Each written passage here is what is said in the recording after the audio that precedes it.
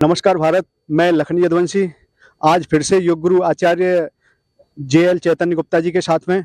और आज हम योग और आहार के विषय में गुरु जी से वार्तालाप करेंगे और जानेंगे कि उत्तम आहार क्या है और किस तरह से हम अपने आहार से अपने आप को स्वस्थ रख सकते हैं और फिट रख सकते हैं।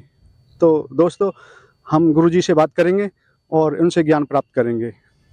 आप सभी योग साधकों का बहुत बहुत अभिनंदन। आप सब पर भगवत कृपा बनी रहे और योग का नित्य नियमित अभ्यास आपका चलता रहे, अबाध गति से चलता रहे।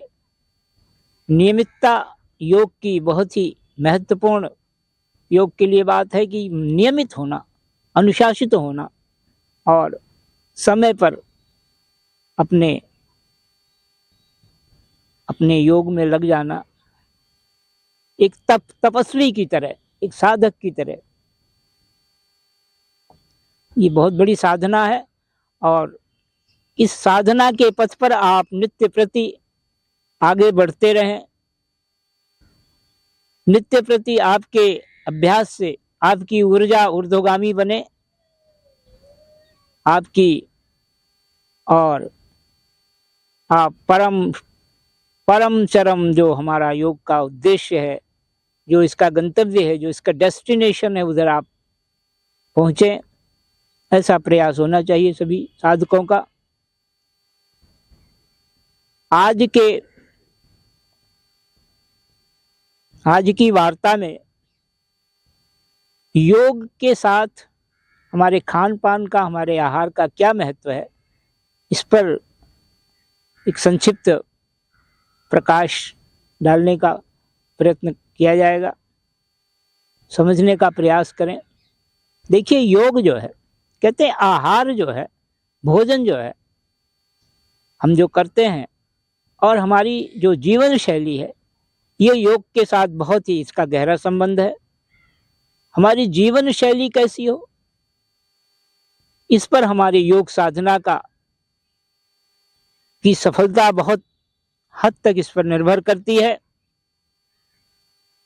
आहार शुद्धौ सत्व शुद्धि कहा गया है कि आहार की शुद्धि से, आहार जितना हमारा ठीक होगा, भोजन जितना ठीक होगा, खान पान जैसा होगा, उसके अनुसार ही हमारे मन की शुद्धि होती है, आत्म शुद्धि होती है। हम अंदर से हमारी पवित्रता, हमारी शुचिता, हमारा शौच जो है वो उसकी साधना पक्की होती है। तो और उसमें गति आती है। जब हमारा शरीर रुग्ण हो जाता है गलत आहार के कारण, तो वो योग में बहुत बड़ी बाधा पैदा करता है। और घेरंड संहिता में बहुत विस्तार से इस बारे में बताया गया, हठ योग प्रदीपिका में भी बताया गया है। सारे योग के ग्रंथों में आहार को लेकर के बहुत अच्छी तरह से बताया गया। योगेश्वर भगवान श्री कृष्ण ने भगवत गीता में कहा है, युक्ताहार विहारस्य युक्त चेष्टस्य कर्मसु, युक्ताहार विहारस्य युक्त चेष्टस्य कर्मसु। युक्त आहार हो, आहार मॉडरेट, ना अधिक और ना कम, अति सर्वत्र वर्जेत, अति नहीं होना चाहिए। अधिक भोजन जो है वो प्रमाद पैदा करेगा शरीर में, वो आपको स्थूलता की ओर ले जाएगा। तो युक्ताहार विहारस्य युक्त चेष्टस्य कर्मसु युक्त स्वप्नावबोधस्य योगो भवति दुःखः। युक्ताहार हो, मॉडरेट हो, ना अधिक ना कम भोजन। और आहार के साथ विहार भी बताया गया है। जैसे हम बहुत ज्यादा मनोरंजन में रुचि लेने लगे, विहार माने घूमना फिरना, बहुत ज्यादा मनोरंजन करना भी, वो भी हमारे लिए अति नहीं होनी चाहिए। युक्त हो, युक्त शब्द का मतलब है तक उचित मात्रा में हो, ना अधिक हो ना कम हो, मॉडरेट। और युक्त आहार विहार से युक्त चेष्टस्य कर्मसु, और हमारे कर्मों में भी हमारी, ऐसा नहीं हम मल्टी माइंड हो जाए और मल्टी वर्किंग, बहुत ज़्यादा वर्कहॉलिक बन जाए, मतलब हमेशा कर्म में ही लगे रहें, ऐसा भी ठीक नहीं है। तो वो भी जो है अति नहीं होनी चाहिए। और युक्त चेष्ट कर्म उक्त स्वप्नावबोधस्य, अधिक सोना भी हानिकारक है। हमारी जीवन शैली के ये महत्वपूर्ण अंग भगवान श्री कृष्ण ने बताए हैं भगवद गीता में कि ये युक्त चेष्ट से कर्मसु, और आगे है युक्त स्वप्नावबोधस्य। स्वप्न शब्द जो आया है वो आया है निद्रा के लिए, सोने के लिए। तो सोना भी पर्याप्त मात्रा में हो, ये नहीं कि बहुत ज्यादा सोते रहे। युक्त स्वप्नावबोधस्य योगो भवति, इस प्रकार से जब हम पालन करते हैं इन चीजों का तो हमारे दुखों से हमको छुटकारा मिलता है।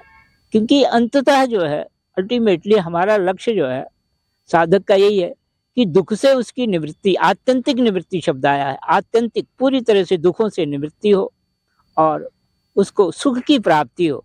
यह प्रत्येक मनुष्य का ही नहीं, प्रत्येक सारे जीव जंतु जितने हैं वो सभी सुख चाहते हैं, कोई भी दुख नहीं चाहता।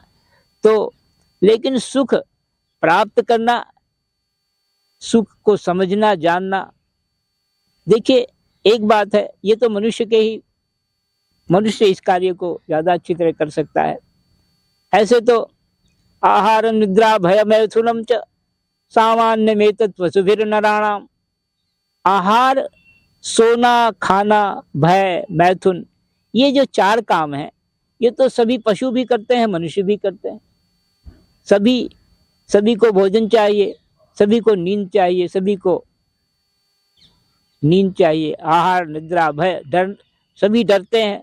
और भय मैथुनम च सामान्य में तत्पशुभिर नराणाम, ज्ञानम ही एको अधिको विशेषो ज्ञानम विहीना पशु भी समाना। ज्ञान ही एक ऐसी विशेषता है जो जिसका परमात्मा ने जिसके लिए मनुष्य को बनाया है कि knowledge is the only differential, only criteria, मतलब एक ज्ञान ही एक ऐसा है जो मनुष्य में अधिक है, नहीं तो अन्यथा तो मनुष्य पशु के जैसा है। तो विवेक मनुष्य का जगे। तो भोजन के प्रति जहाँ तक आज का विषय है उस पर हम आना चाहते हैं कि जो भोजन है हमारा वो 3 प्रकार के भोजन बताए गए, एक सात्विक आहार, एक राजसिक आहार और एक तामसिक आहार।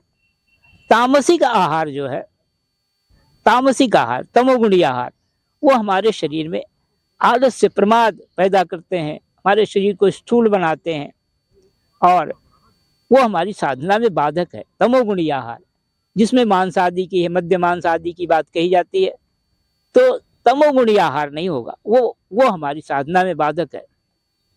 बहुत गरिष्ठ भोजन, बहुत तला हुआ, बहुत ही तीखा, बहुत ही कड़वा, ये सारी चीजें जो हैं, ये सारी चीजें हमारे योग साधना में बाधक हैं।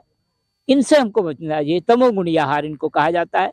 हमारे शरीर में वो इनर्शिया पैदा करते हैं, हमको जड़ बनाने में लगे रहते हैं। हमारी चेतना जो है उसमें मंद पड़ जाती है। तमोगुणी आहार के द्वारा हमारी चेतना मंद पड़ जाती है।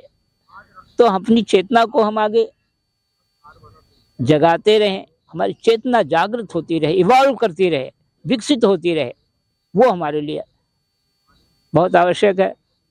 और रजोगुणी आहार जो है, रजोगुणी आहार में कुछ चीजें ऐसी हैं आहार की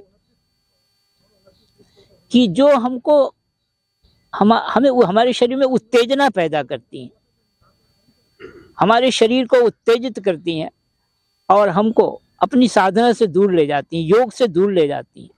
हमारा मन जो है वो कामुक हो जाता है, मन तमोगुणी हो जाता है, मन में कई प्रकार की दुष्प्रवृत्तियां पैदा होती हैं। तो रजोगुणी आहार ठीक नहीं है हमारे शरीर में। हमको साधना करने नहीं देता। रजोगुणी आहार है, हमको हमेशा बेकार की चीजों में फंसा के रखता है। तो रजोगुणी आहार से बचना चाहिए।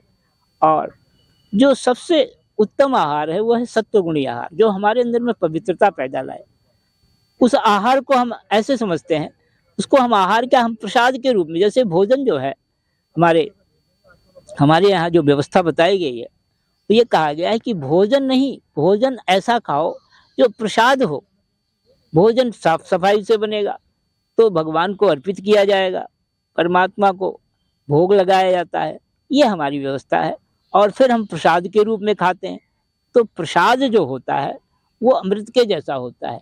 फिर हम उसकी आलोचना भी नहीं करते हैं, उसके बारे में कुछ बोलते भी नहीं, और हम उसको, वो हमारे मन में हमारी प्रवृत्ति को वो सतोगुणी बनाता है, शुद्ध बनाता है। इसलिए कहा गया है कि आहार शुद्धौ सत्व शुद्धि। आहार की शुद्धि से मन की शुद्धि होती है, और मन की शुद्धि करना, आत्म रूप में अपने स्वरूप में प्रतिष्ठित होना, यही योग का परम चरम लक्ष्य है। और आज की वार्ता में इतना ही। आप लोगों का बहुत बहुत धन्यवाद। हरिओम तत्सत। हरिओम तत्सत। बहुत बहुत धन्यवाद गुरुजी, आपने आहार के बारे में हमें जानकारी दी है। तो दोस्तों बने रहिए हमारे नेक्स्ट वीडियो के लिए। तब तक के लिए धन्यवाद। जय हिंद, जय भारत।